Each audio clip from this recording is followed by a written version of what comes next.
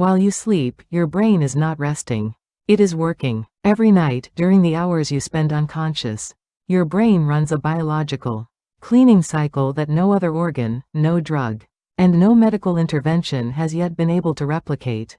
When that cycle is consistently cut short or disrupted, the toxic waste it was meant to remove accumulates, slowly and silently, over decades, and eventually manifests as Alzheimer's disease. Today, we will explain exactly how this nighttime brain cleaning process works. Why 7 hours of sleep sits at the center of dementia prevention science. And what you can do starting tonight to protect your brain. The waste management system responsible for cleaning the brain is called the glymphatic system, a term combining glial and lymphatic. It was only discovered in 2013, which explains why it remains unfamiliar to many people outside of neuroscience. The system operates through a network of fluid channels that run alongside the brain's blood vessels.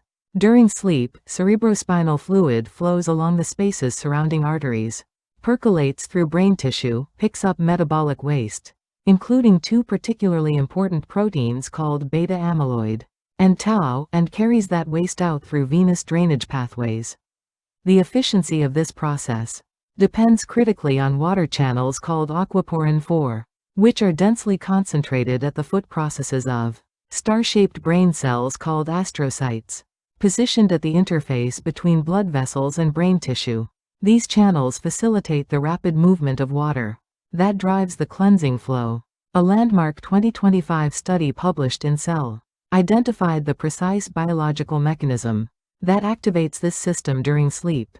The researchers found that during non-REM sleep, the locus ceruleus, a small region of the brainstem that regulates arousal, releases norepinephrine in slow, rhythmic oscillations, approximately every 50 seconds. These norepinephrine pulses trigger a matching rhythm of gentle blood vessel constriction called vasomotion, which acts as a biological pump, drawing cerebrospinal fluid into the brain and driving glymphatic flow. Critically, the researchers also found that zolpidem, one of the most commonly prescribed sleep medications, reduced these norepinephrine oscillations by more than half, and significantly suppressed glymphatic flow in mice.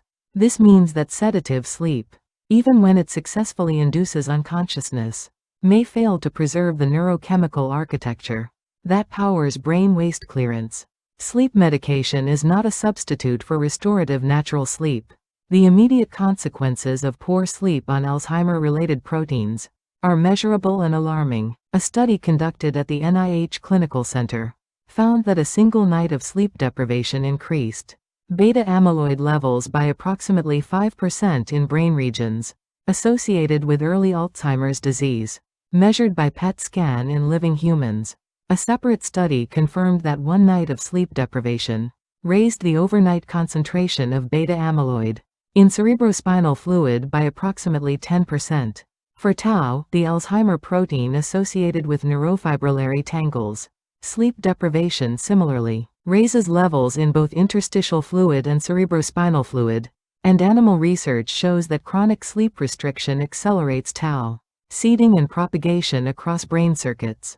One bad night of sleep creates a detectable and immediate shift in the brain's protein chemistry. When this disruption accumulates over years and decades, the epidemiological consequences are equally clear. A long-term study, tracking approximately 8,000 British civil servants over 25 years, found that consistently sleeping 6 hours or less at ages 50, 60, and 70 was associated with a 30% higher risk of developing dementia compared to those who slept 7 hours.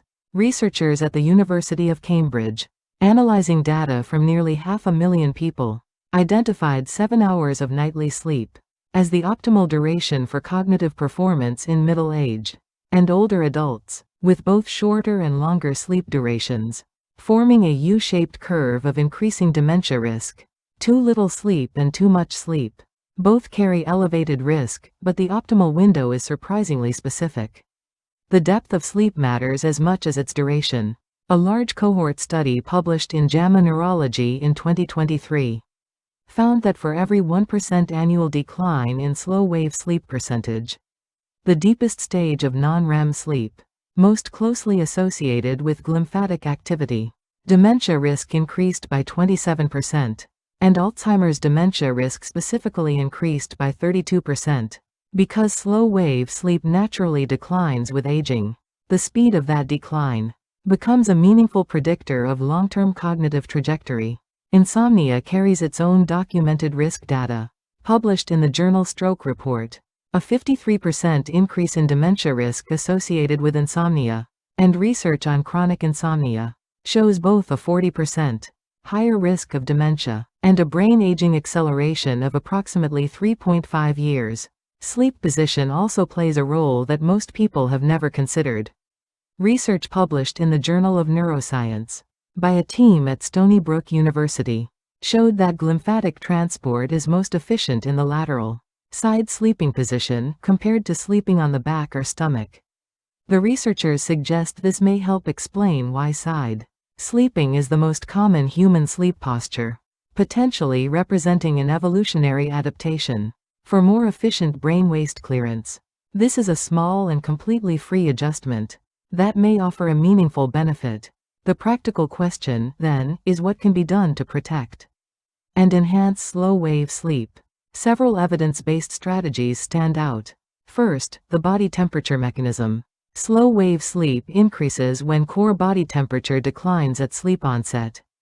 Taking a warm shower or foot bath 60 to 90 minutes before bedtime temporarily raises surface skin temperature, which then drops rapidly, accelerating the core temperature decline that signals the brain to deepen sleep.